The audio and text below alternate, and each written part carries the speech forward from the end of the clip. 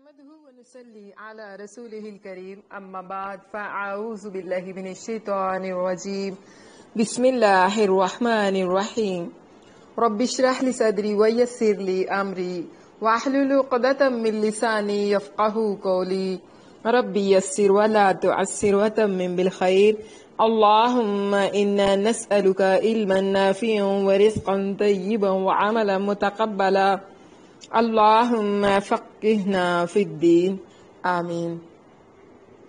الحمدللہ، اللہ کی رحمت اس کے فضل کے ساتھ سیرت النبی کے سلسلے میں آج ہمارا دوسرا سبق ہوگا انشاءاللہ۔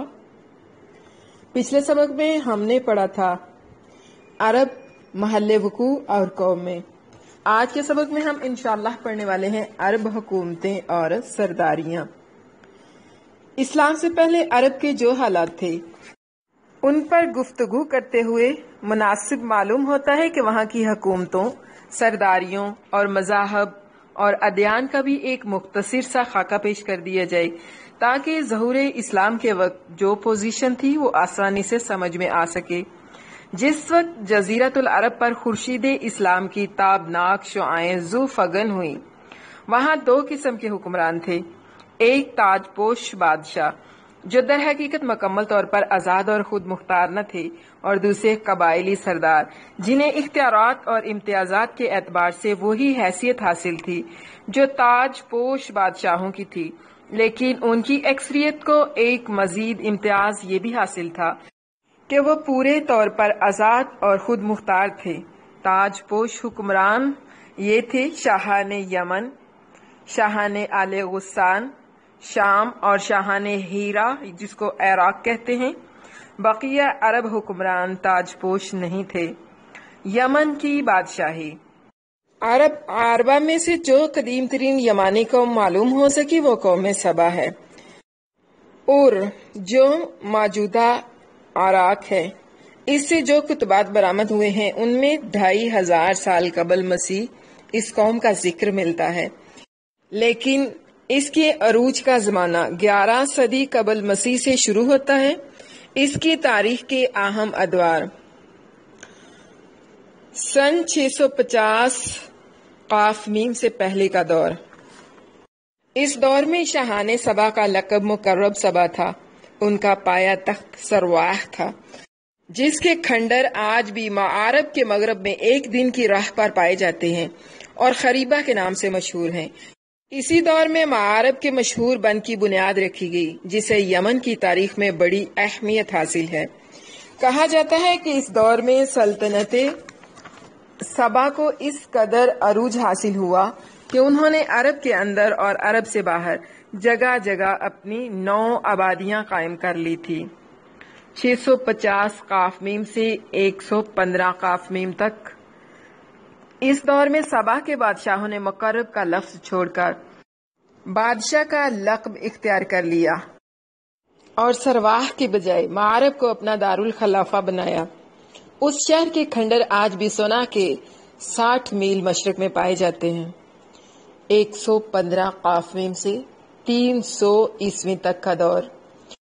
اس دور میں سبا کی مملکت پر قبیلہ حمیر کو غلبہ حاصل رہا اور اس نے معارب کی بجائے ریدان کو اپنا پایا تخت بنایا۔ پھر ریدان کا نام ظفار پڑ گیا جس کے کھنڈرات آج بھی شہر یریم کے قریب ایک مدور پہاڑی پر پائے جاتے ہیں۔ یہی دور ہے جس میں قوم سبا کا زوال شروع ہوا۔ پہلے نبطیوں نے شمالی حجاز پر اپنا اقتدار قائم کر کے سبا کو ان کی 9 آبادیوں سے نکال باہر کیا۔ پھر رومیوں نے مصر اور شام اور شمالی حجاز پر قبضہ کر کے ان کی تجارت کے بحری راستے کو مخدوش کر دیا اور اس طرح ان کی تجارت رفتہ رفتہ تباہ ہو گئی۔ ادھر قحطانی قبائل خود بھی باہم دست و گریباں تھے۔ ان حالات کا نتیجہ یہ ہوا کہ قحطانی قبائل اپنا وطن چھوڑ چھاڑ کر ادھر ادھر پراگندہ ہو گئے۔ پھر 300 عیسوی کے بعد سے آغاز اسلام تک کا دور ہے۔ اس دور میں یمن کے اندر مسلسل اضطراب اور انتشار برپا رہا۔ انقلابات آئے، خانہ جنگیاں ہوئی اور بیرونی قوموں کو مداخلت کے مواقع ہاتھ آئے، حتیٰ کہ ایک وقت ایسا بھی آیا کہ یمن کی آزادی سلب ہو گئی۔ چنانچہ یہی دور ہے جس میں رومیوں نے عدن پر فوجی تسلط قائم کیا اور ان کی مدد سے حبشیوں نے حمیر اور ہمدان کی باہمی کشاکش کا فائدہ اٹھاتے ہوئے 340 عیسوی میں پہلی بار یمن پر قبضہ کیا، جو 378 تک برقرار رہا۔ اس کے بعد یمن کی آزادی تو بحال ہو گئی، مگر معارب کے مشہور بند میں رخنے پڑنا شروع ہو گئی، یہاں تک کہ بالآخر 450 یا 451 میں بند ٹوٹ گیا اور وہ عظیم سیلاب آیا جس کا ذکر قرآن مجید میں سورۃ سبا میں سیل ارم کے نام سے کیا گیا ہے۔ یہ بہت زبردست حادثہ تھا۔ فَعَارَضُوا فَأَرْسَلْنَا عَلَيْهِمْ سَيْلَ الْعَرِمِ وَبَدَّلْنَاهُمْ بِجَنَّاتِهِمْ جَنَّتَيْنِ ذَوَاتَا أُكْلٍ خَمْطٍ وَعَسْلٍ وَشَيْءٍ مِّن سِدْرٍ قَلِيلٍ۔ پس انہوں نے منہ پھیر لیا تو ہم نے ان پر بند کا سیلاب بھیج دیا، اور ان 2 باغوں کے عوض ہم نے انہیں 2 ایسے باغات دیے جن میں بدمزہ پھل اور کچھ جھاؤ کے درخت اور تھوڑے سے بیر تھے۔ زبردست حادثہ، اور بستیاں ویران ہو گئی اور قبائل ادھر ادھر بکھر گئے۔ پھر اس کے بعد 532 میں ایک اور سنگین حادثہ پیش آیا، یعنی یمن کے یہودی بادشاہ ذو نواس نے نجران کے عیسائیوں پر ایک ہیبت ناک حملہ کر کے انہیں عیسائی مذہب چھوڑنے پر مجبور کرنا چاہا، اور جب وہ اس پر آمادہ نہ ہوئے تو ذو نواس نے خندقیں کھدوا کر انہیں بھڑکتی ہوئی آگ کے الاؤ میں جھونک دیا۔ قرآن مجید نے سورج بروج کی آیات قتل اصحاب الاخدود میں اسی لرزہ خیز واقعے کی طرف اشارہ کیا ہے۔ قتل اصحاب الاخدود النار ذات الوقود اذ هم علیها قعود وهم علی ما یفعلون بالمؤمنین شہود۔ کھائی والوں پر لعنت ہو، بھڑکتی آگ والے، جب وہ اس کے کناروں پر بیٹھے ہوئے تھے اور وہ خود اس پر گواہ ہیں جو وہ مسلمانوں کے ساتھ کر رہے تھے۔ اس کا نتیجہ یہ ہوا کہ عیسائیت جو رومی بادشاہوں کی قیادت میں بلاد عرب کی فتوحات اور توسیع پسندی کے لیے پہلے ہی سے چست اور چابک دست تھی، انتقام لینے پر تل گئی اور حبشیوں کو یمن پر حملے کی ترغیب دیتے ہوئے انہیں بحری بیڑا مہیا کیا۔ حبشیوں نے رومیوں کی شہ پا کر 525 میں اریات کی زیر قیادت 70,000 فوج سے یمن پر دوبارہ قبضہ کر لیا۔ قبضہ کے بعد ابتدا میں تو شاہ حبش کے گورنر کی حیثیت سے اریات نے یمن پر حکمرانی کی، لیکن پھر اس کی فوج کے ایک ماتحت کمانڈر ابرہہ نے اسے قتل کر کے خود اقتدار پر قبضہ کر لیا اور شاہ حبش کو بھی اپنے اس تصرف پر راضی کر لیا۔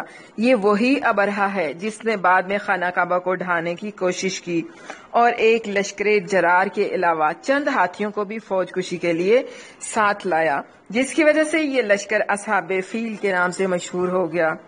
ادھر واقعہ فیل میں حبشیوں کی جو تباہی ہوئی، اس سے فائدہ اٹھاتے ہوئے اہل یمن نے حکومت فارس سے مدد مانگی اور حبشیوں کے خلاف علم بغاوت بلند کر کے سیف ذی یزن حمیری کے بیٹے میدہ کرب کی قیادت میں حبشیوں کو ملک سے باہر کیا اور ایک آزاد اور خود مختار قوم کی حیثیت سے میدہ کرب کو اپنا بادشاہ منتخب کر لیا۔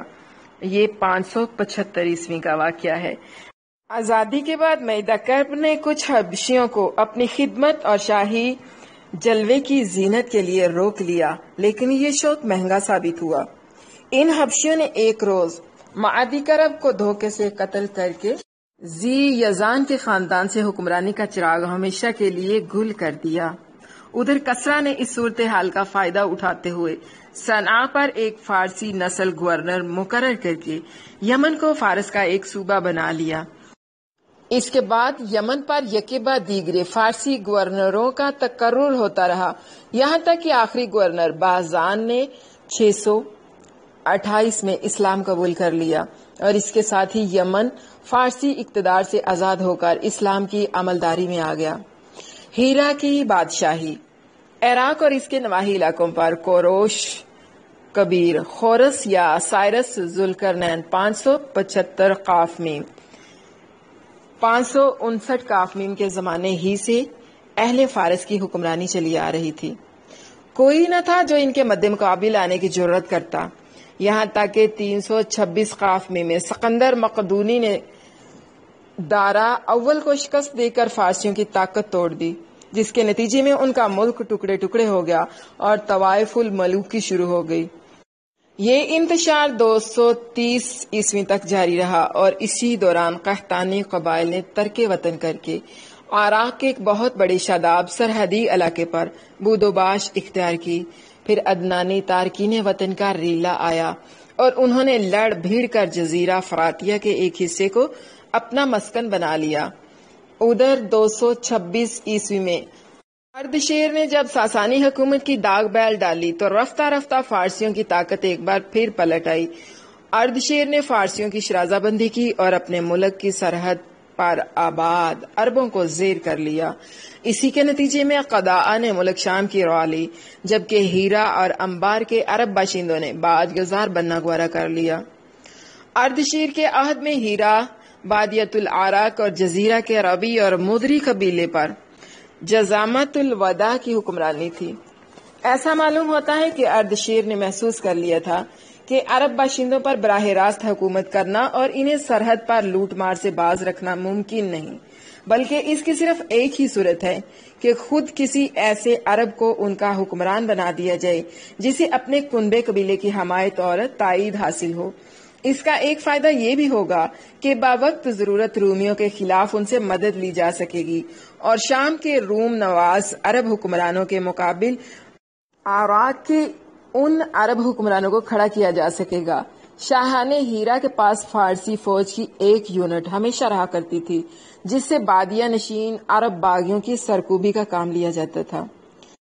678 عیسوی کے حدود میں جزیمہ فوت ہو گیا اور عمرو بن عدی بن نصر لخمی اس کا جانشین ہوا۔ یہ قبیلہ لخم کا پہلا حکمران تھا اور شاپور اور اردشیر کا ہم اثر تھا۔ اس کے بعد قباز بن فروز کے عہد تک ہیرا پر لخمیوں کی مسلسل حکمرانی رہی۔ قباز کے عہد میں مزدک کا ظہور ہوا جو اباحیت کا علم بردار تھا۔ قباز اور اس کی بہت سی رعایا نے مزدک کی ہمنوائی کی۔ پھر قباز نے ہیرا کے بادشاہ منذر بن معصمہ کو پیغام بھیجا کہ تم بھی یہی مذہب اختیار کر لو۔ منذر بڑا غیرت مند تھا، انکار کر بیٹھا۔ نتیجہ یہ ہوا کہ قباز نے اسے معزول کر کے اس کی جگہ مزد کی دعوت کے ایک پیروکار حارث بن عمرو بن ہیجر کندی کو ہیرا کی حکمرانی سونپ دی۔ قباز کے بعد فارس کی بھاگ دوڑ کسرا نوشیرواں کے ہاتھ آئی۔ اس مذہب سے سخت نفرت تھی۔ اس نے مزدک اور اس کے ہم نواؤں کی ایک بڑی تعداد کو قتل کروا دیا۔ منذر کو دوبارہ ہیرا کا حکمران بنا دیا اور حارث بن عمرو کو اپنے ہاں بلا بھیجا، لیکن وہ بنو قلب کے علاقے میں بھاگ گیا اور وہیں اپنی زندگی گزار دی۔ منذر بن معصمہ کے بعد نعمان بن منذر کے عہد تک ہیرا کی حکمرانی اسی نسل میں چلتی رہی۔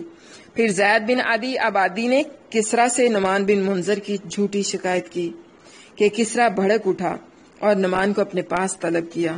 نعمان چپکے سے بنو شیبان کے سردار ہانی بن مسعود کے پاس پہنچا اور اپنے اہل و عیال اور مال و دولت کو اس کی امانت میں دے کر کسرا کے پاس گیا۔ کسرا نے اسے قید کر دیا اور وہ قید ہی میں فوت ہو گیا۔ ادھر کسرا نے نعمان کو قید کرنے کے بعد اس کی جگہ ایاس بن قبیصہ تائی کو ہیرا کا حکمران بنایا اور اسے حکم دیا کہ ہانی بن مسعود سے نعمان کی امانت طلب کرے۔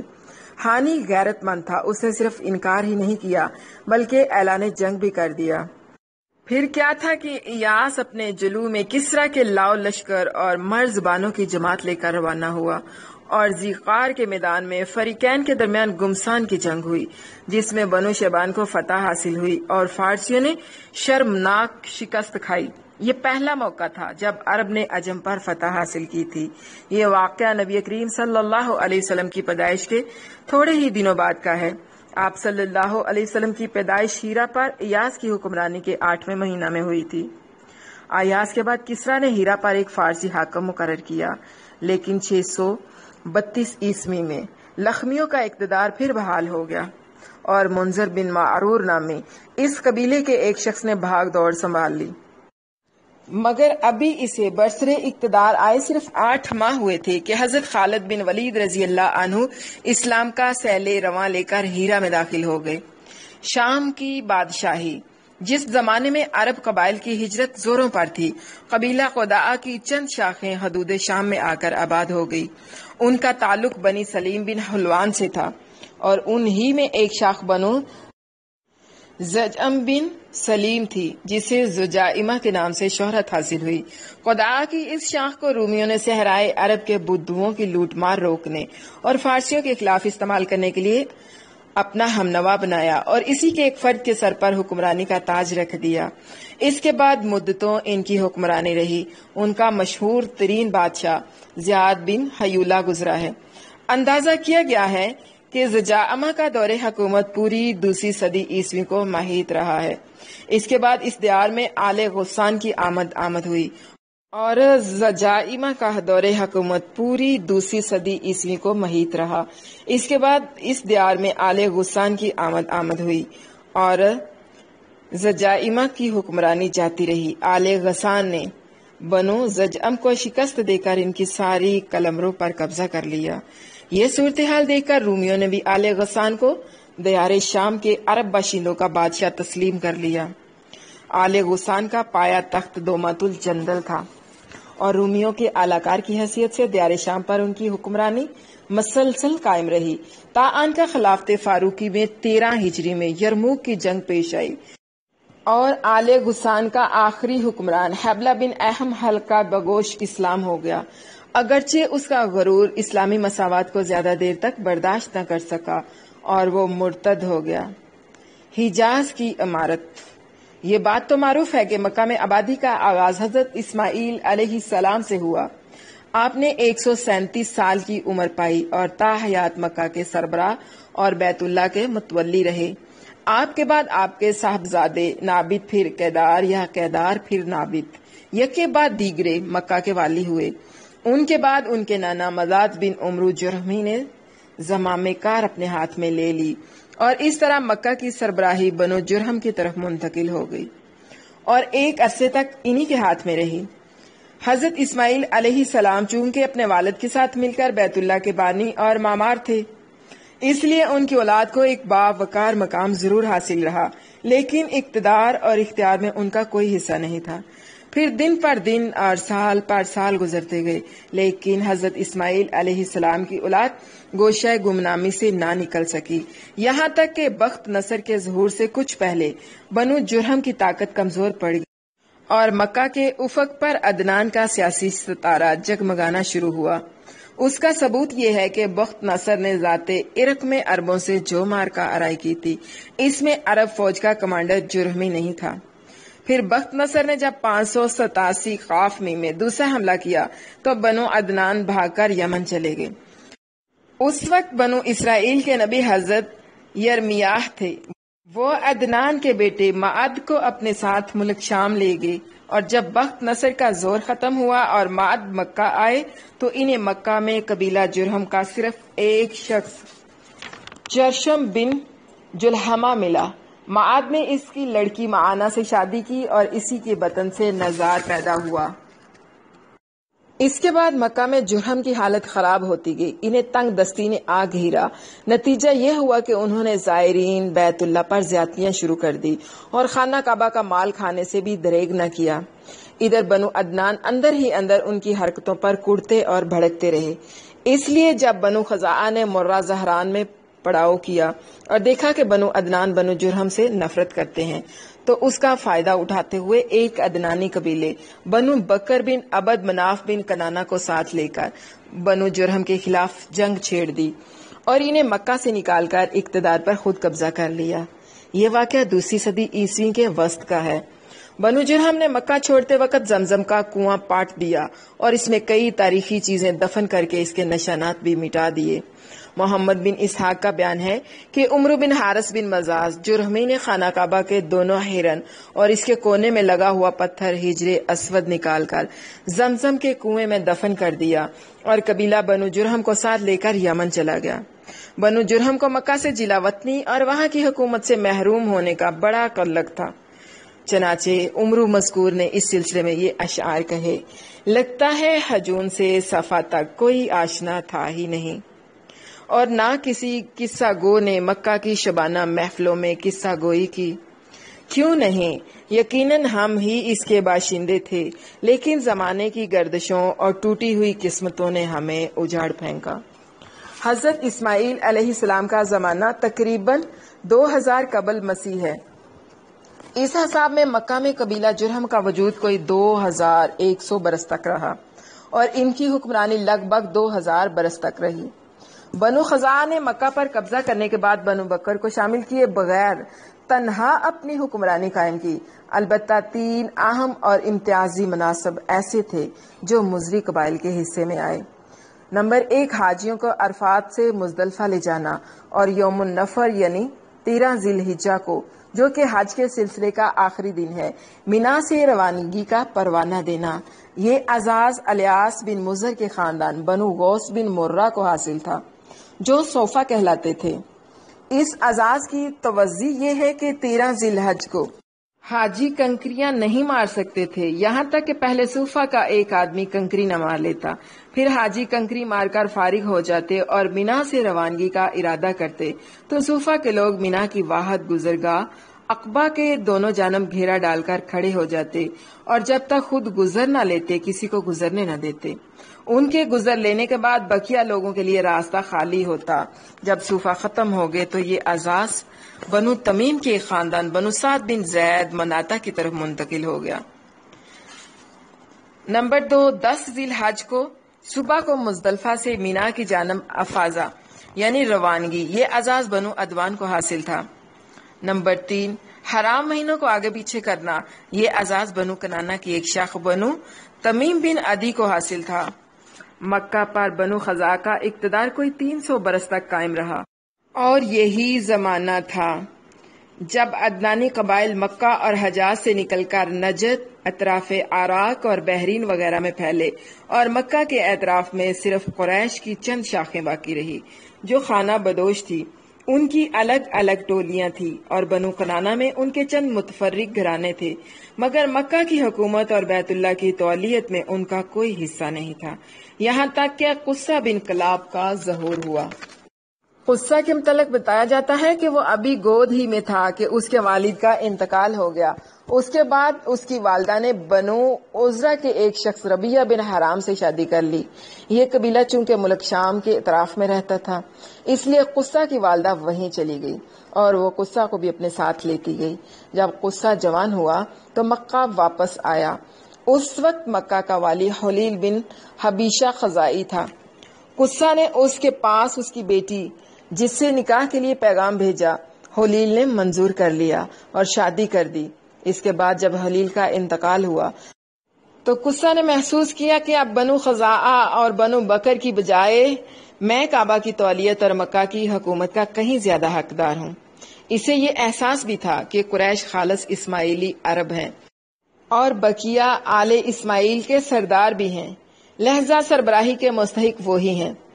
چنانچہ اس نے قریش اور بنو خزاعہ کے کچھ لوگوں سے گفتگو کی کہ کیوں نہ بنو خزاعہ اور بنو بکر کو مکہ سے نکال باہر کیا جائے۔ ان لوگوں نے اس کی رائے سے اتفاق کیا۔ دوسرا بیان یہ ہے کہ خزاعہ کے بقول خود حلیل نے قصہ کو وصیت کی تھی کہ کعبہ کی نگہداشت کرے گا اور مکہ کی باغ دوڑ سنبھالے گا۔ تیسرا بیان یہ کہ حلیل نے اپنی بیٹی حبی کو بیت اللہ کی تولیت سونپی تھی اور ابو غبشان خزائی کو اس کا وکیل بنایا تھا۔ چنانچہ حبا کے نائب کی حیثیت سے وہی خانہ کعبہ کا کلید بردار تھا۔ جب حلیل کا انتقال ہو گیا تو قصہ نے ابو غبشان سے ایک مشک شراب کے بدلے کعبہ کی تولیت خرید لی، لیکن خزاعہ نے یہ خرید و فروخت منظور نہ کی اور قصہ کو بیت اللہ سے روکنا چاہا۔ اس پر قصہ نے بنو خزاعہ کو مکہ سے نکالنے کے لیے قریش اور بنو کنانہ کو جمع کیا اور وہ قصہ کی آواز پر لبیک کہتے ہوئے جمع ہو گئے۔ بہرحال وجہ جو بھی ہو، واقعات کا سلسلہ اس طرح ہے کہ جب حلیل کا انتقال ہو گیا اور صوفہ نے وہی کرنا چاہا جو وہ ہمیشہ کرتے آئے تھے، تو قصہ نے قریش اور کنانہ کے لوگوں کو ہمراہ لیا اور عقبہ کے نزدیک جہاں وہ جمع تھے ان سے آ کر کہا کہ تم سے زیادہ ہم اس اعزاز کے حقدار ہیں۔ اس پر صوفہ نے لڑائی چھیڑ دی، مگر قصہ نے انہیں مغلوب کر کے ان کا اعزاز چھین لیا۔ یہی موقع تھا جب خزاعہ اور بنو بکر نے قصہ سے دامن کشی اختیار کر لی۔ اس پر قصہ نے انہیں بھی للکارا۔ پھر کیا تھا، فریقین میں سخت جنگ چھڑ گئی اور طرفین کے بہت سے آدمی مارے گئے۔ اس کے بعد صلح کی آوازیں بلند ہوئی اور بنو بکر کے ایک شخص یامر بن عوف کو حکم دیا گیا۔ یامر نے فیصلہ کیا کہ خزاعہ کی بجائے قصہ خانہ کعبہ کی تولیت اور مکہ کے اقتدار کا زیادہ حقدار ہے، اور قصہ نے جتنا خون بہایا ہے سب رائے گاں قرار دے کر پاؤں تلے روند رہا ہوں۔ البتہ خزاعہ اور بنو بکر نے جن لوگوں کو قتل کیا ہے ان کی دیت ادا کریں اور خانہ کعبہ کو بلا روک ٹوک قصہ کے حوالے کر دیں۔ اسی فیصلے کی وجہ سے یامر کا لقب شداخ پڑ گیا۔ شداخ کے معنی ہے پاؤں تلے روندنے والا۔ اس فیصلے کے نتیجے میں قصہ اور قریش کو مکہ پر مکمل نفوذ اور سیادت حاصل ہو گئی اور قصہ بیت اللہ کا دینی سربراہ بن گیا، جس کی زیارت کے لیے عرب کے گوشے گوشے سے آنے والوں کا تانتا بندہ رہتا تھا۔ مکہ پر قصہ کے تسلط کا یہ واقعہ 5ویں صدی عیسوی کے وسط یعنی 440 عیسوی کا ہے۔ قصہ نے مکہ کا بندوبست اس طرح کیا کہ قریش کو اطراف مکہ سے بلا کر پورا شہر ان پر تقسیم کر دیا اور ہر خاندان کی بود و باش کا ٹھکانہ مقرر کر دیا۔ البتہ مہینے آگے پیچھے کرنے والوں کو اور آل صفوان، بنو عدوان اور بنو مرہ بن عوف کو ان کے مناصب پر برقرار رکھا، کیونکہ قصہ سمجھتا تھا کہ یہ بھی دین ہے جس میں رد و بدل کرنا درست نہیں۔ قصہ کا ایک کارنامہ یہ بھی ہے کہ اس نے حرم کعبہ کے شمال میں دار الندوہ تعمیر کیا۔ اس کا دروازہ مسجد کی طرف تھا۔ دار الندوہ در حقیقت قریش کی پارلیمنٹ تھی، جہاں تمام بڑے بڑے اور اہم معاملات کے فیصلے کیے جاتے تھے۔ قریش پر دار الندوہ کے بڑے بڑے احسانات ہیں، کیونکہ یہ ان کی وحدت کا ضامن تھا اور یہیں ان کے الجھے ہوئے مسائل احسن طریقے سے طے ہوتے تھے۔ قصہ کو سربراہی اور عظمت کے حسب ذیل مظاہر حاصل تھے۔ نمبر 1، دار الندوہ کی صدارت، جہاں بڑے بڑے معاملات کے متعلق مشورے ہوتے تھے اور جہاں لوگ اپنی لڑکیوں کی شادیاں بھی کرتے تھے۔ نمبر 2، لوا یعنی جنگ کا پرچم قصہ ہی کے ہاتھوں باندھا جاتا تھا۔ نمبر 3، حجابت یعنی خانہ کعبہ کی پاسبانی۔ اس کا مطلب یہ ہے کہ خانہ کعبہ کا دروازہ قصہ ہی کھولتا تھا اور وہی خانہ کعبہ کی خدمت اور کلید برداری کا کام انجام دیتا تھا۔ نمبر 4، سقایا یعنی پانی پلانا۔ اس کی صورت یہ تھی کہ کچھ حوض میں حاجیوں کے لیے پانی بھر دیا جاتا تھا اور اس میں کچھ کھجور اور کشمش ڈال کر اسے شیریں بنا دیا جاتا تھا۔ جب حجاج مکہ آتے تھے تو اسے پیتے تھے۔ نمبر 5، رفادہ حاجیوں کی میزبانی۔ اس کے معنی یہ ہے کہ حاجیوں کے لیے بطور ضیافت کھانا تیار کیا جاتا تھا۔ اس مقصد کے لیے قصہ نے قریش پر ایک خاص رقم مقرر کر رکھی تھی جو موسم حج میں قصہ کے پاس جمع کی جاتی تھی۔ قصہ اس رقم سے حاجیوں کے لیے کھانا تیار کراتا تھا۔ جو لوگ تنگ دست ہوتے یا جن کے پاس توشہ نہ ہوتا وہ یہی کھانا کھاتے تھے۔ یہ سارے مناسب قصہ کو حاصل تھے۔ قصہ کا پہلا بیٹا عبد الدار تھا، مگر اس کے بجائے دوسرا بیٹا عبد مناف قصہ کی زندگی ہی میں شرف اور سعادت کے مقام پر پہنچ گیا۔ اس لیے قصہ نے عبد الدار سے کہا کہ یہ لوگ اگرچہ شرف و سعادت میں تم پر بازی لے جا چکے ہیں، مگر میں تمہیں ان کے ہم پلہ کر کے رہوں گا۔ چنانچہ قصہ نے اپنے سارے مناصب اور اعزازات کی وصیت عبد الدار کے لیے کر دی، یعنی دار الندوہ کی ریاست، خانہ کعبہ کی حجابت، لوا، سقائت، رفادہ، سب کچھ عبد الدار کو دے دیا۔ چونکہ کسی کام میں قصہ کی مخالفت نہیں کی جاتی تھی اور نہ اس کی کوئی بات مسترد کی جاتی تھی، بلکہ اس کے ہر اقدام کو سراہا جاتا تھا، قبول کیا جاتا تھا، اس کی زندگی میں بھی اور اس کی موت کے بعد بھی واجب الاتباع تھا۔ اس لیے اس کی وفات کے بعد اس کے بیٹوں نے کسی نزع کے بغیر اس کی وصیت قائم رکھی، لیکن جب عبد مناف کی وفات ہو گئی تو اس کے بیٹوں نے ان مناصب کے سلسلے میں اپنے چچیرے بھائیوں یعنی عبد الدار کی اولاد سے تنافس کیا۔ اس کے نتیجے میں قریش 2 گروہوں میں بٹ گئے اور قریب تھا کہ دونوں میں جنگ ہو جاتی، مگر پھر انہوں نے صلح کی آواز بلند کی اور ان مناصب کو باہم تقسیم کر لیا۔ چنانچہ سقائت اور رفادہ کے مناصب بنو عبد مناف کو دیے گئے اور دار الندوہ کی سربراہی، لوا اور حجابت بنو عبد الدار کے ہاتھ میں رہی۔ پھر بنو عبد مناف نے اپنے حاصل شدہ مناصب کے لیے قرعہ ڈالا تو قرعہ ہاشم بن عبد مناف کے نام نکلا۔ اس لیے ہاشم ہی نے اپنی زندگی بھر سقایا اور رفادہ کا انتظام کیا۔ البتہ جب ہاشم کا انتقال ہو گیا تو ان کے بھائی مطلب نے ان کی جانشینی کی، مگر مطلب کے بعد ان کے بھتیجے عبد المطلب بن ہاشم نے، جو رسول اللہ صلی اللہ علیہ وسلم کے دادا تھے، یہ منصب سنبھال لیا، اور ان کے بعد ان کی اولاد ان کی جانشین ہوئی، یہاں تک کہ جب اسلام کا دور آیا تو حضرت عباس بن عبد المطلب اس منصب پر فائز تھے۔ ان کے علاوہ کچھ اور مناصب بھی تھے جنہیں قریش نے باہم تقسیم کر رکھا تھا۔ ان مناصب اور انتظامات کے ذریعے قریش نے ایک چھوٹی سی حکومت بلکہ حکومت نما انتظامیہ قائم کر رکھی تھی، جس کے سرکاری ادارے اور تشکیلات کچھ اسی ڈھنگ کی تھی جیسی آج کل پارلیمانی مجلسیں اور ادارے ہوا کرتے ہیں۔ ان مناصب کا خاکہ حسب ذیل ہے۔ نمبر 1، ایثار، یعنی فال گیری اور قسمت دریافت کرنے کے لیے بتوں کے پاس جو تیر رکھے رہتے تھے، ان کی تولیت یہ منصب بنو جہم کو حاصل تھا۔ نمبر 2، مالیات کا نظم، یعنی بتوں کے تقرب کے لیے جو نذرانے اور قربانیاں پیش کی جاتی تھی ان کا انتظام کرنا، جھگڑے اور مقدمات کا فیصلہ کرنا، یہ کام بنو سہم کو سونپا گیا۔ نمبر 3، شورا، یہ اعزاز بنو اسد کو حاصل تھا۔ نمبر 4، اشناق، یعنی دیت اور جرمانوں کا نظم، اس منصب پر بنو تیم فائز تھے۔ نمبر 5، عقاب، یعنی قومی پرچم کی علم برداری، یہ بنو امیہ کا کام تھا۔ نمبر 6، قوبہ، یعنی فوجی کیمپ کا انتظام اور شاہ سواروں کی قیادت بنو مخزوم کے حصے میں آیا۔ نمبر 7، سفارت، بنو عدی کا منصب تھا۔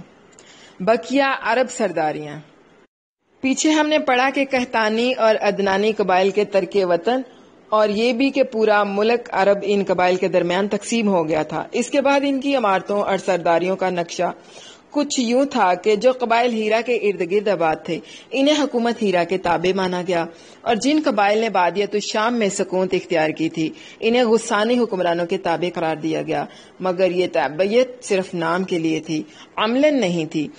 ان 2 مقامات کو چھوڑ کر اندرون عرب آباد قبائل باہر طور آزاد تھے۔ ان قبائل میں سرداری نظام رائج تھا، قبیلے خود اپنا سردار مقرر کرتے تھے، اور ان سرداروں کے لیے ان کا قبیلہ ایک مختصر سی حکومت ہوا کرتا تھا۔ سیاسی وجود اور تحفظ کی بنیاد قبائلی وحدت پر مبنی عصبیت اور اپنی سرزمین کی حفاظت اور دفاع کے مشترکہ مفادات تھے۔ قبائلی سرداروں کا درجہ اپنی قوم میں بادشاہوں جیسا تھا۔ قبیلہ صلح اور جنگ میں بہرحال اپنے سردار کے فیصلے کے تابع ہوتا تھا، اور کسی حال میں اس سے الگ تھلگ نہیں رہ سکتا تھا۔ سردار کو وہی مطلق العنانی اور استبداد حاصل تھی جو کسی ڈکٹیٹر کو حاصل ہوا کرتا تھا۔ حتیٰ کہ بعض سرداروں کا یہ حال تھا کہ اگر وہ بگڑ جاتے تو ہزاروں تلواریں یہ پوچھے بغیر بے نیام ہو جاتی کہ سردار کے غصے کا سبب کیا ہے۔ تاہم ایک ہی کنبے کے چچیرے بھائیوں میں سرداری کے لیے کشاکش بھی ہوا کرتی تھی، اس لیے اسے اقتضا تھا کہ سردار اپنے قبائلی عوام کے ساتھ رواداری برتے، خوب مال خرچ کرے، مہمان نوازی میں پیش رہے، کرم بردباری سے کام لے، شجاعت کا عملی مظاہرہ کرے اور غیرت مندانہ امور کی طرف سے دفاع کرے، تاکہ لوگوں کی نظر میں عموماً اور شعراء کی نظروں میں خصوصاً خوبی اور کمالات کا جامعہ بن جائے، کیونکہ شعراء اس دور میں قبیلے کی زبان ہوا کرتے تھے، اور اس طرح سردار اپنے مد مقابل حضرات سے بلند بالا درجہ حاصل کر لے۔ اعوذ باللہ من الشیطان الرجیم، بسم اللہ الرحمن الرحیم۔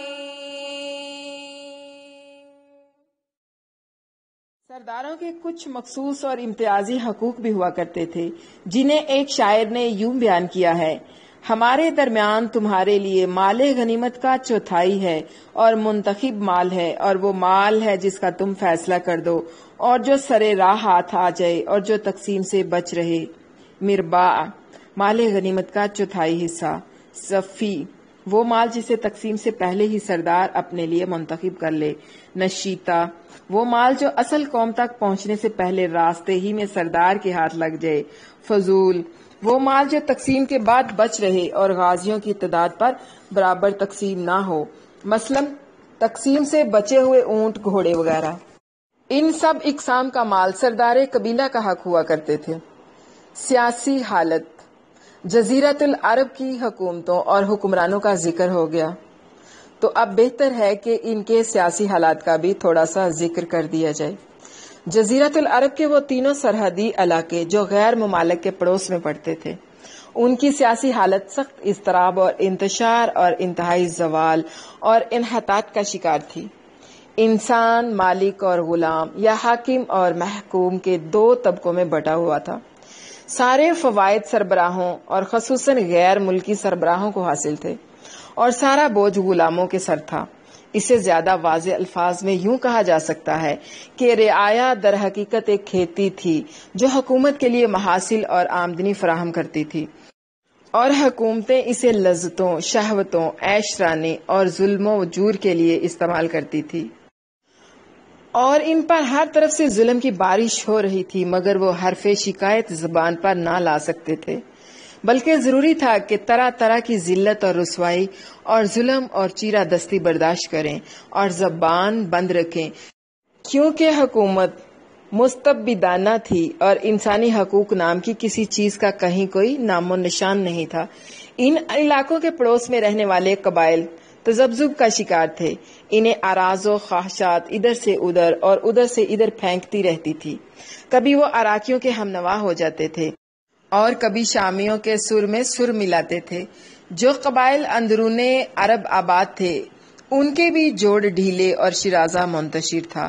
ہر طرف قبائلی جھگڑوں، نسلی فسادات اور مذہبی اختلافات کی گرم بازاری تھی، جس میں ہر قبیلے کے افراد باہر صورت اپنے اپنے قبیلے کا ساتھ دیتے تھے، خواہ وہ حق پر ہو یا باطل پر۔ چنانچہ ان کا ترجمان کہتا ہے، میں بھی تو قبیلہ غزیہ ہی کا ایک فرد ہوں، اگر وہ غلط راہ پر چلے گا تو میں بھی غلط راہ پر چلوں گا، اگر وہ صحیح راہ پر چلے گا تو میں بھی صحیح راہ پر چلوں گا۔ وما انا الا من غزیۃ ان غوات غویت وان ترشد غزیۃ ارشد۔ اندرون عرب کوئی بادشاہ نہیں تھا جو ان کی آواز کو قوت پہنچاتا، اور نہ کوئی مرجع ہی تھا جس کی طرف مشکلات اور شدائد میں رجوع کیا جاتا اور جس پر وقت پڑنے پر اعتماد کیا جاتا۔ ہاں، حجاز کی حکومت کو قدر اور احترام کی نگاہ سے یقیناً دیکھا جاتا تھا اور اسے مرکز دین کا قائد اور پاسبان بھی تصور کیا جاتا تھا۔ یہ حکومت در حقیقت ایک طرح کی دنیاوی قیادت اور دینی پیشوائی کا معجون مرکب تھی۔ اسے اہل عرب پر دینی پیشوائی کے نام سے بالادستی حاصل تھی، اور حرم اور اطراف حرم پر اس کی باقاعدہ حکمرانی تھی۔ وہی زائرین بیت اللہ کی ضروریات کا انتظام اور شریعت ابراہیمی کے احکام کا نفاذ کرتی تھی، اور اس کے پاس پارلیمانی اداروں جیسے ادارے اور تشکیلات بھی تھی، لیکن یہ حکومت اتنی کمزور تھی کہ اندرون عرب کی ذمہ داریوں کا بوجھ اٹھانے کی طاقت نہیں رکھتی تھی، جیسا کہ حبشیوں کے حملے کے موقع پر ظاہر ہوا۔ تو آج کے لیے اتنا کافی ہے۔ اگلے سبق میں ہم انشاءاللہ پڑھیں گے عرب ادیان اور ان کے مذاہب۔ سبحان ربک رب العزت عما یصفون وسلام علی المرسلین والحمد للہ رب العالمین۔ رب اغفر وارحم وانت خیر الراحمین، وصلی اللہ وسلم وبارک علی نبینا محمد وعلی آلہ واصحابہ اجمعین، آمین ثم آمین یا رب العالمین۔